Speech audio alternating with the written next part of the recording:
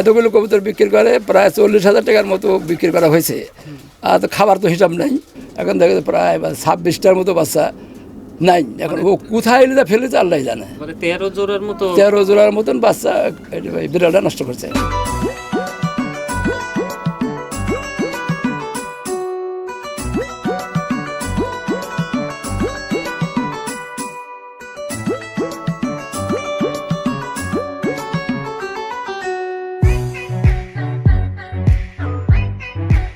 Hello বন্ধুরা, কেমন আছেন সবাই? আশা রাখি সবাই ভালো আছেন।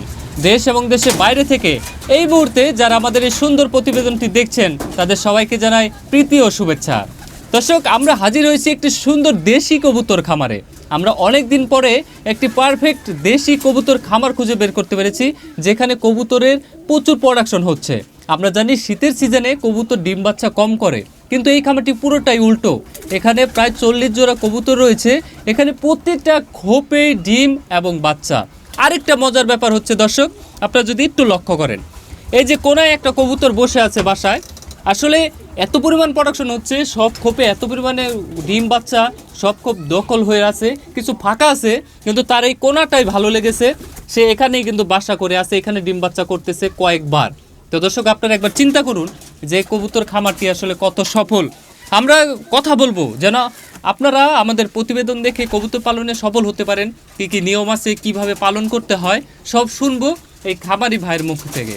তো দর্শক, চলুন দেরি না করে শুরু করা যাক আজকের প্রতিবেদন। আসসালামু আলাইকুম আঙ্কেল, কেমন আছেন? আলহামদুলিল্লাহ, ভালো আছি। ওয়ালাইকুম আসসালাম। তো আমরা আসলাম আপনার সুন্দর কবুতর খামারে। অনেকদিন পরে একটা সুন্দর কবুতর খামার দেখলাম, তাও আবার পরিত্যক্ত ছাদে সুন্দর একটি খামার। তো দর্শক, আপনারা যে খামারটি দেখতেছেন এটা কিন্তু পরিত্যক্ত ছাদের ওপরে সুন্দর একটি খামার এবং সফল খামার। আমরা একটু আপনার যেই মানে কবুতর পালনের অভিজ্ঞতা, আপনি যে অনেক বছর ধরে পালন করতেছেন, পাশাপাশি আপনার যে পরিত্যক্ত ছাদে একটা কিছু করার যে আগ্রহ জন্মালো, বা দেশি কবুতরে আসলে লাভ আছে কিনা, কবুতর পালতে কেমন লাগে, কী কী রোগবালাই, সব শুনবো। প্রথমে আপনার নাম পরিচয়টা একটু জানাবেন দর্শকদের। আমি মোহাম্মদ আব্দুল সালাম, অবসরপ্রাপ্ত শিক্ষক, প্রাথমিক শিক্ষক। ছেলেটা করেছে শখের বশবর্তী হয়ে। তো এখন পর্যন্ত কোনো রোগ বাড়ার আমরা কোনো কিছু করি নাই। এখানে এদেরকে প্রতিদিন দুবার খেতে দিতে হয়, বেশিরভাগ গম খেতে দিতে হয়, মাঝে মধ্যে ধানও দেওয়া হয়। এই পরিচর্যায় আমরা আস্তে আস্তে আসবো, পয়েন্ট বাই পয়েন্ট আসবো। প্রথমে জানতে চাই, অনেকে মাচা পদ্ধতির খামার করে মাটিতে, অনেকে ছাপটা পদ্ধতির করে, অনেকে দেখা যাচ্ছে যে ঘরের উপরে ছোট ছোট বক্স দিয়ে কিন্তু সেখানে কিন্তু পালন করে। তা আপনি এই যে পরিত্যক্ত ছাদে যে করলেন, এই আইডিয়া আসলো কিভাবে, বা এখানে সুবিধা কি একটু বলবেন? প্রথম সুবিধা আমরা চিন্তা করলাম যে এক ছাদের ঘর, খুব গরম। আমার ছেলে আমাকে প্রশ্ন করলো যে আব্বা, এখানে যে একটা কবুতর ঘর করি কীরকম হয়? তখন ঠিক আছে, যদি করা হয় করো, আপত্তি নেই। তখন থেকে এই কাজ শুরু হলো। তা আস্তে আস্তে আমরা জানি না যে এত দূর এত কবুতর হবে, আমরা কল্পনা করে নেই।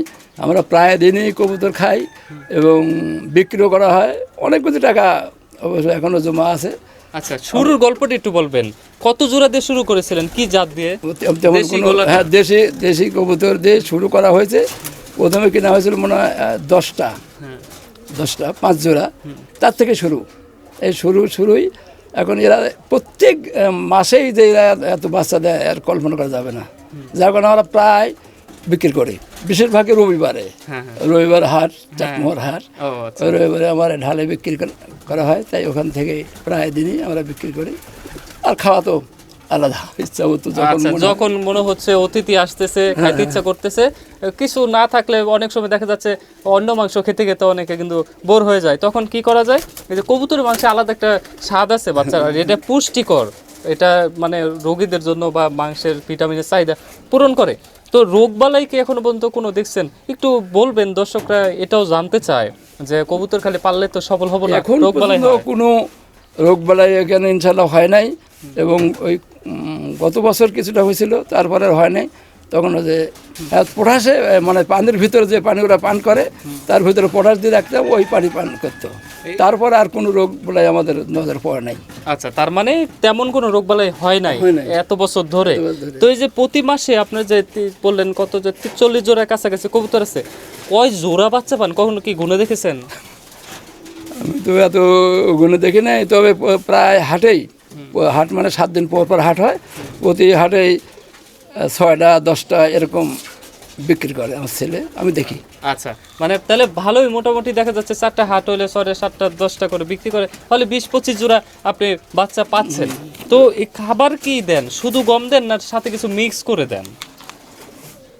আগে আমাদের বাড়িতে গম ছিল, তাই গমই দিতাম। তারপরে আবার এখন ওই গম ভাঙানো গম কিনতে পাওয়া যায়, ওইগুলো দেয়। আর মাঝে মধ্যে ওই ধান ওর সাথে মিক্সার করে দেওয়া হয়। আর তেমন কিছু দেওয়া হয় না, কবুতর এরা বাইরেও যায় না, এখানেই থাকে। খাবার 2 বেলা ওইগুলোই দেওয়া হয়, আর কোনো কিছু দেওয়া হয় না। আচ্ছা, কয়টা জাত এখানে আছে, না শুধু দেশি গোলা, না অন্য 2-1 জোড়া শখ করে পালন করতেছেন? না, সবই জাত, কিন্তু ওই লালটা পরে 2টি এক জায়গা থেকে নিয়ে আসার পর অনেকগুলো তো হয়ে গেছে, দেখতেই পাচ্ছেন। ওই লাল ওরা কি ওইটা 2টি আনা হয়েছিল, এখন অনেকগুলো হয়ে গেছে। এই আচ্ছা, জাত নর্মাল। আচ্ছা, আরেকটা দুঃখের কথা বললেন, এখন তো যে পরিমাণ ভরা ছিল, হয়তো দর্শক আমরা আরো ভরা পাইতাম। প্রত্যেকটা খোপে অনেক জোড়া কবুতর বিড়ালের আক্রমণে মারা গেছে। একটু ঘটনাটা বলবেন, কিভাবে কি হলো? বিড়াল মানে আমার নাতনি আছে একটা, সেই বিড়াল ও রাখে, ওর কাছেই থাকে। কোনো একদিন এই ফাঁকে এখানে যে বিড়াল ছাদে উঠেছে আমরা জানি না, তখন পরে যখন আমার ছেলে আসে খাবার দেওয়ার জন্য, আমি দেখে যে কবুতরের বাচ্চা বিক্রি করার জন্য আসছিল। এখন দেখে যে প্রায় 26টার মতো বাচ্চা নাই। এখন ও কোথায় এলে ফেলেছে আল্লাহ জানে। 13 জোড়ার মতো, 13 জোড়ার মতন বাচ্চা বিড়ালটা নষ্ট করছে। আচ্ছা, মেরে ফেলছে না খাইয়ে ফেলছে? এই দেখাই যায় নাই, দেখা যায় না। আচ্ছা, এরপরে কি কবুতর ভয় বা আতঙ্ক, ডিম বাচ্চা কি বন্ধ হয়ে গেছিল, এরকম কিছু ঘটছে না নরমালি আছে? নর্মালি আছে, কবুতরও ঠিক পায় নাই, আমরাও ঠিক পাইনি। আমি বুঝতেইছি না যে বাচ্চাগুলি কোথায় গেল। অবশ্য বিড়ালকে আবার রাগারাগি করে অনেক করে আমরা অনেক দূরে রেখে আসছিলাম, সেই বিড়াল আবার আসছে বাড়িতে। ও আচ্ছা, মানে বিড়াল ইসারে নাই। তাহলে বিড়াল থেকে একটু সাবধান থাকতে হবে। দর্শক, আমরা সবসময় বলি সাপ, ইঁদুর, বিড়াল, বন্য বিড়াল আছে, এগুলোর থেকে একটু কবুতরকে সাবধান রাখতে হয়, সেভে রাখতে হয়। এই ঘরটা কিন্তু দারুণ। তো কেমন টাকা খরচ হয়েছিল এই পরিত্যক্ত ছাদে ঘরটা তৈরি করতে, আনুমানিক একটা মনে করে বলেন তো? এখানে তেমন খরচ হয় না। এই খুঁটি তো আমাদের নিজস্ব খুঁটি ছিল, আমার ঘর ছিল, ঘর দশা খুঁটিগুলো নিজের। আর এই চাল কত খরচ, 2-3 হাজার টাকার বেশি নয়। 2-3 হাজার ঘর টর মিলাই, এগুলো খুব টক মিলাই, এগুলো কি বাড়িতে বানানো? এগুলি আমরা নিজেই তৈরি করেছি একজনের সহযোগিতায়, যার কারণে খরচ একটু কম হয়েছে।